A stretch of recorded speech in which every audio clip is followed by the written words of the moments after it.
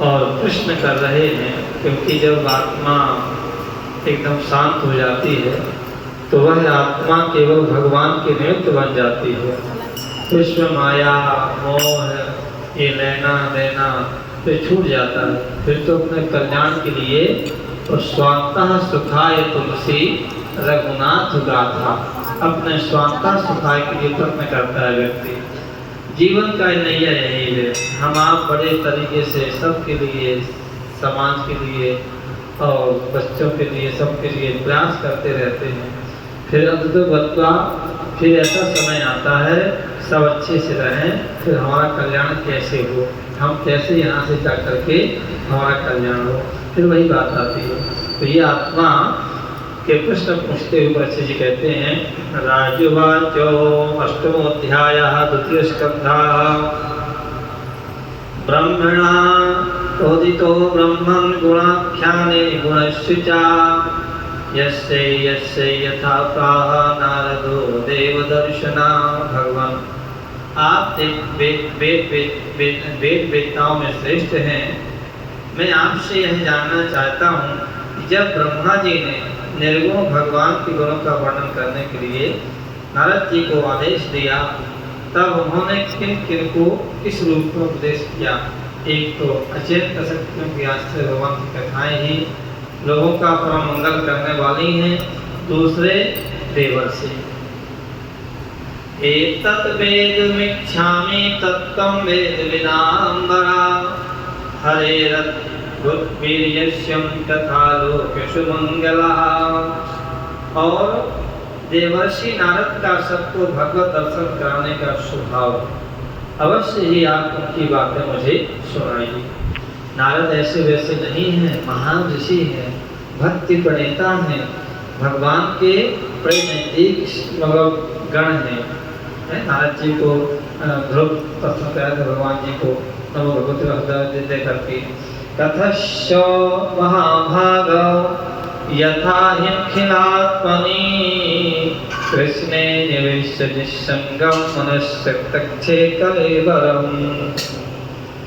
महाभागवान सुखदेव जी, आप मुझे ऐसा उपदेश कीजिए कि मैं अपने आसक्ति रहित मन को सर्वात्मा भगवान श्री कृष्ण में तन्मय करके अपना शरीर छोड़ सकूं, कोई विकार न मेरे मन में आए, सब तरह से भगवान कृष्ण के लिए मेरा मन उचित रहे, ऐसा कुछ मुझे सुनाइए।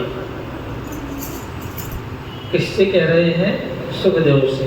सुखदेव कौन है? पाराशर के वशिष्ठ के बेटे सुखदेव जी। ऐसा श्रवण करके और वो कह रहे हैं कि मुझे बताइए, मेरी आत्मा का चिंतन हो सके भगवान के निमित्त। शृण्वन्तः श्रद्धया नित्यं गुणतश्चं सचेष्टितं कालेन नीतिदीर्घेण भगवान विशतो हृदय। जो लोग उनकी लीलाओं का श्रद्धा के साथ नित्य श्रवण और कथन करते हैं, उनके हृदय में थोड़े ही समय में भगवान प्रकट हो जाते हैं। ठीक है ना? क्योंकि ये जो कथा है, ये श्रवण करना, भक्ति करना, जब मन की तरंगें उदित हो जाती हैं तो भगवान को भी आने में देरी नहीं होती है। प्रविष्टा कर्णरंध्रेण श्वानां भावसरोहं ध्वनेति समलं कृष्ण सलिलस्यं यथा सरतौ। श्री कृष्ण कान की छिद्रों के द्वारा अपने भक्तों के भाव में हृदय कमल पर जाकर बैठ जाते हैं, और जैसे शरद ऋतु जल का गदनापन मिटा देती है, वैसे ही भक्तों के मनोबल का नाश कर देते हैं। जय कृष्ण भगवान की जय। धौतात्मा पुरुषा कृष्णं पादमूलं तमुच्यते मुक्त सर्व परिक्लेशा पांथा स्वशरणं यथा। और जिसका हृदय शुद्ध हो जाता है, वह श्री कृष्ण के चरण कमलों को एक क्षण के लिए भी नहीं छोड़ता है। एक बार बस मन थोड़ा लग जाए। जरा तारों सितारे मिला के तो देख जरा, मोहन को दिल से बुला के तो देख तो प्रभु बंधे हुए खिंचे हुए चले आएंगे, प्रभु बंधे हुए खिंचे हुए चले आएंगे। बस मन की बात होती है कि मन भी भगवान की कृपा होती है। ये तो मन बड़ा महाराज चंचल है, यहाँ बैठा है पता नहीं कहाँ, तुरंत जलेबी वाले दुकान में या उन स्वीट में या पकवान के स्वीट में, पता नहीं कहाँ बॉम्बे चला जाएगा बिना पैसों के, बिना गाड़ी घोड़ा और बिना उस परिश्रम के तुरंत ही उड़ जाएगा। तो ये मन का साधना, मन की शुद्धता भगवान की ही कृपा है। वृंदावन बिहारी लाल की जय। श्री कृष्ण के चरण कमलों में एक क्षण के लिए भी नहीं छोड़ता। जैसे मार्ग में समस्त क्लेशों से छूटकर घर आया हुआ पथिक अपने घर को नहीं छोड़ता। कहीं चले जाओ लेकिन अपना घर कभी भूलता कोई, आकर के ही आनंद आता है। चाहे तुम रेस्टोरेंट में जाओ, चाहे किसी पार्टी में जाओ, चाहे बड़े करोड़ों वाले शादी मैरिज में जाओ, रिलैक्स कहाँ मिलता? रिलैक्स अपने घर पे बैठना उठना, कब्र उतारना, मौज मस्ती करना, घर में ही आनंद आता है। इस प्रकार से ऐसे ही जब मन लग जाता है प्रभु चरणों में तो फिर वो नहीं छोड़ता। यद्धातु मतो ब्रह्मं देहारंभो यस्य धातुभिः यच्छया हेतुना वा भवन्तो जानते यथा। भगवान जीव का पंचभूतों के साथ कोई संबंध नहीं है, फिर भी इसका शरीर पंचभूतों से ही बनता है। तो क्या स्वभाव से ही ऐसा होता है अथवा किसी कारणवश आप इस बात का मार्ग मर्म पूर्ण रूप से जानते हैं?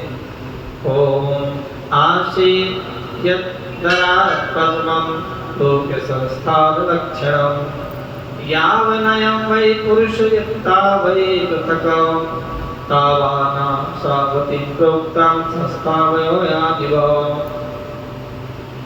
आपने बताया कि भगवान की नाभि से वह कमल प्रकट हुआ। किसके नाभि से? भगवान विष्णु की नाभि से, जिसमें लोकों की रचना हुई।